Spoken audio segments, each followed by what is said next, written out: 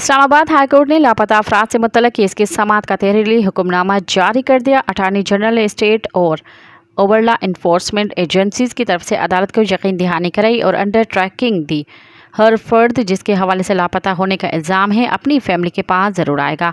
अदालत ने attorney general की यकीन दहानी को तहरीरी ऑर्डर का हिस्सा बना दिया, जिसके मुताबिक अटॉर्नी जनरल ने बताया जबरी गुमशुदा अफराद से मुतल्लिक़ वज़रा पर मुश्तमिल कमेटी ने सिफारिशात तैयार कर ली।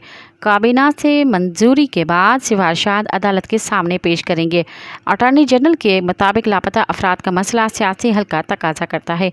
अटॉर्नी जनरल ने यकीन दहानी कराई लापता अफराद इशू को हमेशा के लिए हल करने के लिए हाई लेवल पर बात की है। दरख्वास्त गुजार वकील ईमान मज़ारी ने अभी तक लापता 3 तलबा की लिस्ट अटॉर्नी जनरल को दी। अदालत तवक्को करती है कि आइंदा समाअत पर 3 लापता अफराद से मुतल्लिक़ अदालत को आगाह करेंगे। मज़ीद ख़बरन ऐं तफ़सीलात लाइ विज़िट कयो असांजी वेबसाइट www.awamiNewsHD.com ऐं ॾिसंदा रहो अवामी न्यूज़ HD।